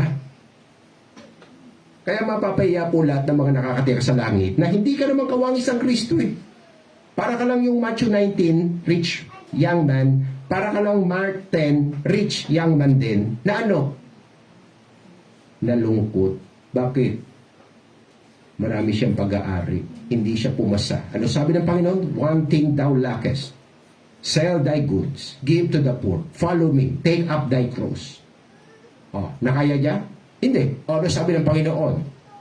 It is hard. It is difficult for a rich man that trusts in riches to enter into the kingdom of heaven. Ba't ang dami nakakatiyak ng langit kayo? Pero hindi naman pala handa magsakripisyo, handa maghirap para sa Panginoong Jesucristo. Ang Panginoong Jesucristo, handa maghirap para yumaman, yung mga mahirap. Kasi magiging joint heirs sila. Joint heirs na sila, kalakip na tagapagmana ng Panginoong Jesucristo. Sanctified sila and steadfast in sufferings for Christ's sake. Ang mga tao ngayon, offering tipot at tisod. Offended, di ba? Tithes offended. First fruits offended. Paano ka po makakarating sa grace giving? lahat ng offering, tithes, first fruits, ikahihirap mo o hindi? Hindi. Ang grace giving, ano ang pagkakaiba ng grace giving sa first fruits, sa tithes? Yung grace giving, ikahihirap mo. Pero nagset ang Panginoong Yesus na example na nilakaran niya rin yun. Ang giving na ikahihirap, yun ang grace giving. Kaya, sino man ang magsabing darkness of tithing, devilish, siya yung nasa kadiliman, siya yung devilish. Bakit? Tithes pa lang. Tithes are the Lord, sasabihin mo. Wala na sa Bible kasi grace giving na. Hindi mo nga naintindihan ng grace giving. Ang grace giving, yung level na ikaw ay napakamayaman, iiwan mo yun alang-alang sa Kristo. So mali ang doktrina nila tungkol sa grace giving na pamalit na raw yun, New Testament na. Hindi ko naman kayo sasawayin Ituro nyo ng tama ang grace giving. Na ikahihirap ito. Kaya nga in deep poverty, great trial of affliction, they are willing of themselves. Gumawa sila ng paraan beyond their power. Grace giving. At paano nangyari yung mga beyond their power? But they sold their goods, they sold their lands, they sold their houses. So hindi kita yon na regular. Pag-aari mo na mawawala sa iyo dahil ligtas ka talaga born again ka di ba? Good, wise, faithful steward ka Alam mo, hindi mo pag-aari yun. Pag-aari ng Diyos at ito na ang pangangailangan na gamitin yun. So, sa mga nauna nating katwiran, kabutihan na Panginoon Kristo, kabanalan, meron na ba sa ating pumasa? Paano yun? May kasunod pa. Pastor, dun nga sa mga nauna hindi na ako pumasa, meron pa pala. Let this mind be in you. Maging pareho ka ng takbo ng isipan, mindset ng Panginoon, which was also in Christ Jesus, who being in the form of God, Diyos siya, thought it not robbery to be equal with God, walang yabang, walang paligsahan, no competition, but made himself of no reputation, and took upon him the form of a servant, and was made in the likeness of men. And being found in fashion as a man, he humbled himself and became obedient. Obedient ka ba? Di ba? Kaso yung obedient na Panginoon Kristo, ano ang dinulot sa kanya ng kanyang 100% na pagsunod? Unto death, even the death of the cross. Di ba? Kaya kung yung spending time for worship, spending time for supplication, spending time dun sa evangelism, discipleship, spending time sa prayer, sa fasting, di ba? Hindi mo na nakaya, nabigatan ka na. Paano ka pa makakarating doon sa ultimatum? Nasusunod ka sa Diyos, maski ikamatay mo. So ano mas mabigat? Grace giving o eto? Yung obedience. Di ba? Yung obedience na ino-honor ng Diyos at yung obedience na scriptural biblical ay unto death. Sa grace giving ba, mamamatay ka? Di ba? Hindi. Maghihirap ka lang sa grace giving. Natapos na ba ang standard ng Diyos sa grace giving? Okay na yon. Sino ang pasado sa grace giving? Papapasukin ko na sa langit. Hindi, meron pa Ano yon? Pag-aalay ng buhay. Kaya kapag hindi ko, kung kaya ko na isuko ang kayamanan, talaga pastor, hindi ka naman mayaman siyempre ka, paano ko yayaman? Nabiyaan ako magsuko. Pero yung mga kabats ko sa office, di ba? Ang mga naging ranggo nun, kasabayan ko, merong manager, merong assistant to the vice president. So sa palagay nyo, may yaman, walang yaman. Siyempre, di ba?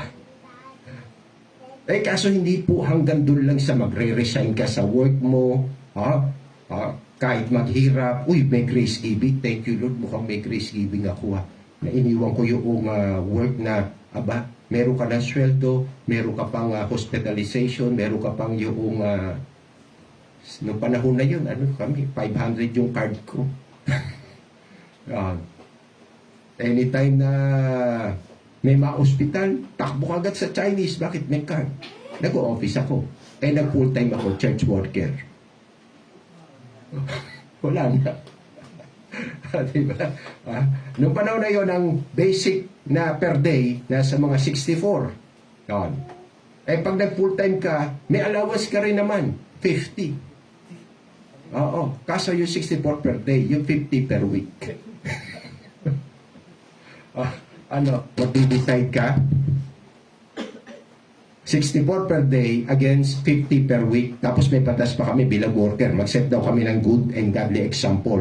Nasa iyong tinatanggap na blessing, kailangan mag-tithes, offering at mission fund ka. 10, 10, 10. 30%. So magkano matitira sa akin? 10% ng 50 pesos per week? 5 pesos. Tatlo. Tithes, offering, tsaka mission fund. 15. Paano ka nabuhay, pastor? Biyaya. Diba? Yun. Kaya nga, si nanay, lungkot na lungkot yan eh. Abay, sino bang nanay ang gusto kong pakyubuka? Tutuwa yan pag mapisngi ako. Diba? Paano ka magkakapisngi doon sa 35 pesos? Per week. Kaya siyempre, gagamitin yung Labwats family namin. Si Lola, may dala yan na Bernadero. Siyempre, anak eh. So, nung iniwan ko yung office, natapat ako na ba ang sacrifice sa Panginoon, yung obedience na topic dito? Siya, unto death eh. At may dagdag pa, even the death of the cross. Yung saktan siya ng Ama, He was smitten of God and was afflicted. Isaiah 53 verse 4. Kaya siya sumigaw doon sa cross ng alanganin. Bakit alanganin? Ginugulpi siya madaling araw. Ba't hindi siya sumigaw ng, my God, why hast thou forsaken me? Pinako siya alas 9, ba't hindi siya sumigaw, my God, why hast thou forsaken me? Kung kailan alas 12, kasi doon siya sinaktan ng Ama para akuin yung parusa doon sa mga chosen.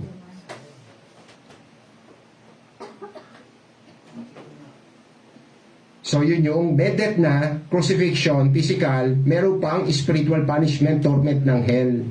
Kaya even maging ang kamatayan sa krus. Yan. Ito yun, Surely, the Lord Jesus Christ, hath borne our griefs and carried our sorrows, yet we did esteem Him stricken, smitten, sinaktan ng Diyos, hindi sinaktan ng band of soldiers, and afflicted. Yun lang ang nagpainda sa Kanya, kaya hindi papasa yung mga penitensya.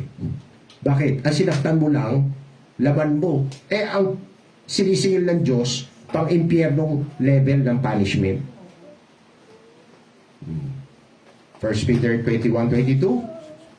For even hereunto were you called. Kayong mga believers na ligtas na nasa aklat ng buhay, huwag kayong uminda sa rejection, persecution, affliction. Huwag nyo indahin yan. Why? Diyan kayo nakatakda. Even hereunto were you called, because Christ also suffered for us, leaving us an example that you should follow His steps. Nag-iwan siya ng halimbawa sa morality. Dapat ba natin sundan yon? Yes. Nag-iwan siya ng halimbawa ng steadfastness sa sufferings. Kailangan ba natin sundin yon? Ayan that we should follow His steps. Ang ginamit ng Diyos si Pedro, kaya may mensahe ganito. So, bukod doon sa steadfastness sa service, pati sanctification, sinlessness, who did no sin. Neither was guile found in his mouth. God. So, Romans 8:29. For whom He did foreknow, for whom God the Father did love, He also did predestinate to be conformed to the image of His Son, that He might be the firstborn among many brethren. So ano ang ebidensya para malaman na ang isang nilalang, ang isang believer ay mahal ng Diyos? Ang mahal ng Diyos, tinakdang maging kawangis ng imahe ng Panginoon.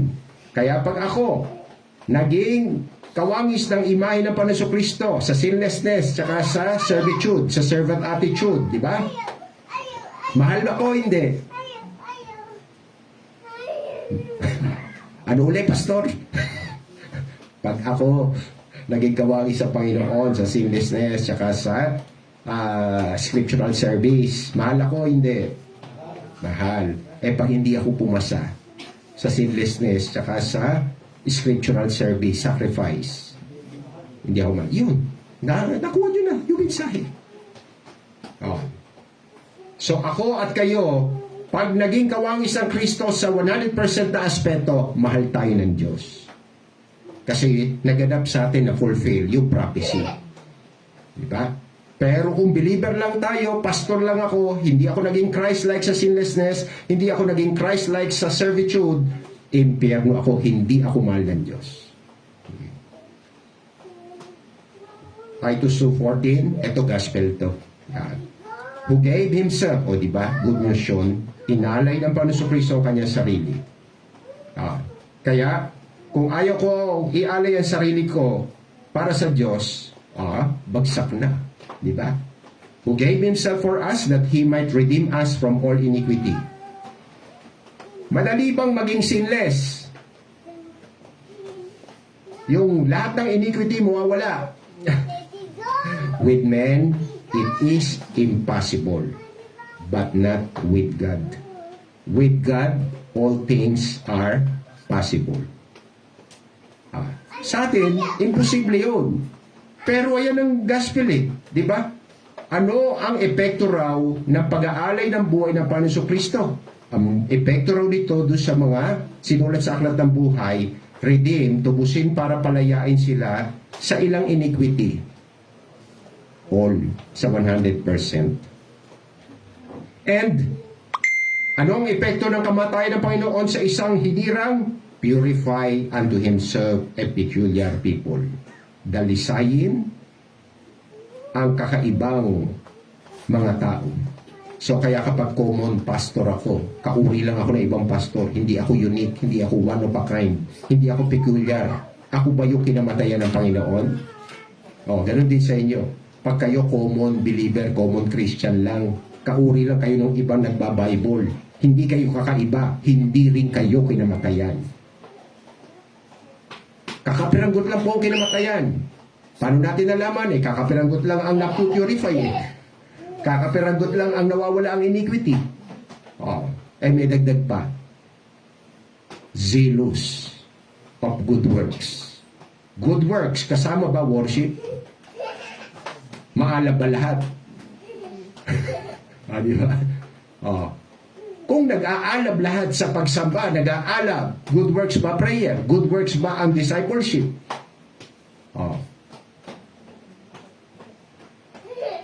Sabi ang epekto ng kamatayan niya, maging maalab sa mabuti mga gawa, yung kinamatayan niya.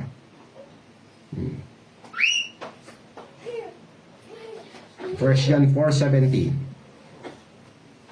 So nakakatuwa yung Romans 8:29, di ba?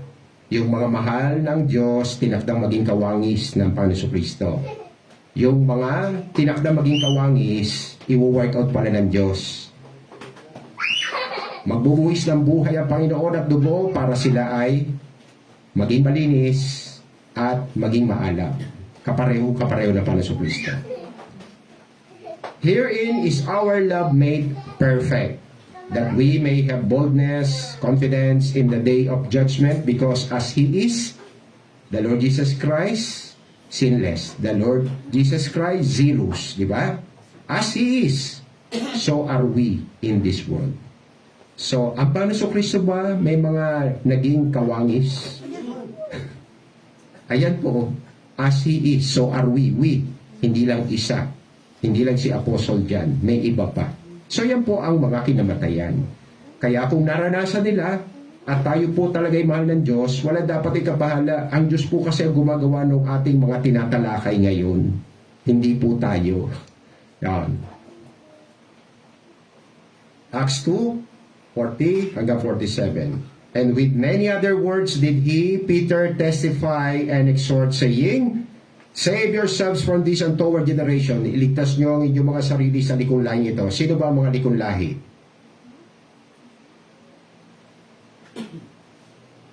Sa message natin, sino likong lahi? Ay di lahat ng hindi kawangi sa Panginoon. Liko o tuwid na lahi? O di yun. Diba? Kaya kapag ayaw ng perfection, anong dapat mong gawin? Iligtas mo sarili mo. Hindi ka mapapabuti dyan. Yung Savior, sinless eh. Yung mga pastor na yan, ayaw sa sinless. Tapos diyan ka, o di sige, bahala ka sa buhay mo. Ayaw mo sumunod sa Diyos eh. Oh. Ayaw ng 100% faithful worship, faithful prayer, faithful evangelism. Oh, ano sabi? Alis ka dyan, iligtas mo sarili mo. Yung mapapabuti, yung maalam. Yung mga tatamad-tamad, mapapahamak yan, alis dyan. Then they that gladly received His word were baptized. And the same day, there were added unto them about 3,000 souls. Kaya yung ilan sa Pariseo, nabawasan, napunta sa Church of Christ. Ilan sa Sadduceo, nabawasan, napunta sa Church of Christ. At yung ibang mga Gentiles, mula sa paganism, napunta sa Church of Christ. Kasi elect sila. Nakasulat na aklat ang pangalan nila sa aklat ng buhay from the foundation of the world yun. And they, ayan, makikita natin, kapareho ng Panginoon. Ang tao hindi lamang nabubuhay sa tinapay, kundi sa bawat salitang lumalabas sa kanyang bibig. And they continued steadfastly in the apostles' doctrine and fellowship, and in breaking of bread, Lord's Supper, Lord's Communion, present, di ba? Zealous of all good works, and in prayers. And fear came upon every soul, and many wonders and signs were done by the apostles. And all that believed were together and had all things common. Uy, grace giving, pasado ba sila? Parang Acts 4 yan. And sold their possessions and goods and parted them to all men as every man had need. Pero yung ayaw magtrabaho, clarified sa atin yan, ha? Clear na yan. Hindi pinapakain yung ayaw magtrabaho. And they continuing daily with one accord in the temple and breaking bread from house to house did eat their meat with gladness and singleness of heart, praising God and having favor with all the people. And the Lord added to the church, to the assembly, to the congregation of baptized believers na Christ-like, such as should be saved. And I saw thrones sa future. Pinakita ng Panginoon Kristo kay Apostol John, ano diniklara ng Panginoon sa future. Nakakita siya ng mga luklukan. Sa Millennial Kingdom, alam niya maghahari ang Panginoon Kristo. Pero bukod pala sa King of Kings, may iba pang kings. Lord of Lords, may ibang lords. Mayroong priest pa, may judges pa. I saw thrones and they sat upon them. May nakaluklok. So hindi lamang Panginoon Kristo ang opisyal, may mga opisyales. And judgment was given unto them. Yung 144,000, hindi po kasama sa rapture yon, kaya manganganak yun, dadami yun. Kaya yun yung paghaharian ng Panginoon Kristo at ng kanyang iglesia. Yung 144,000 na Hudyo, elect Jews. And I saw the souls of them, yung may authority to judge. Souls, patay na sila dati. Nakita ko mga kaluluwa nila eh. At ba't sila namatay? Beheaded. So hanggang grace giving lang po ba itong mga tinutukoy ng Panginoon Kristo at ni Apostle John? Hindi na. Let this mind be in you. Be obedient to God even unto death of the cross. Beheaded. Napugutan ng ulo, kakasimba. Napugutan ng ulo, kakapanalangin. Napugutan ng ulo, kaka-evangelize. God.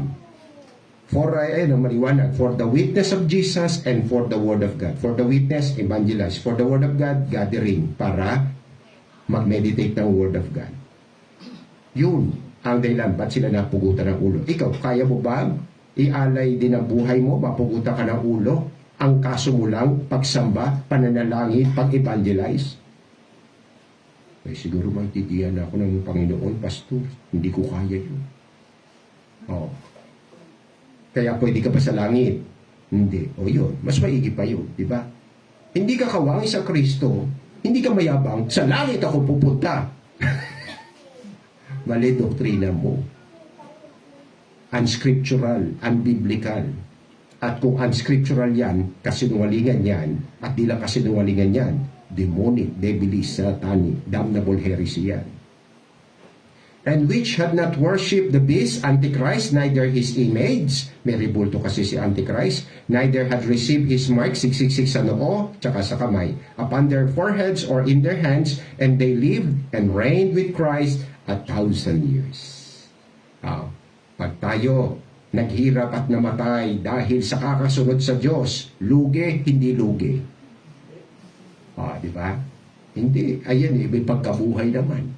Tapos sa langit ka pa, may ranggo ka pa. And when he had called the people unto him with his disciples, also he said unto them, Whosoever will come after me, let him deny himself and take up his cross and follow me. Diba? Set an example for us to follow his steps, sabi ni Peter, pero udyok yun ang Holy Spirit. For whosoever will save his life shall lose it.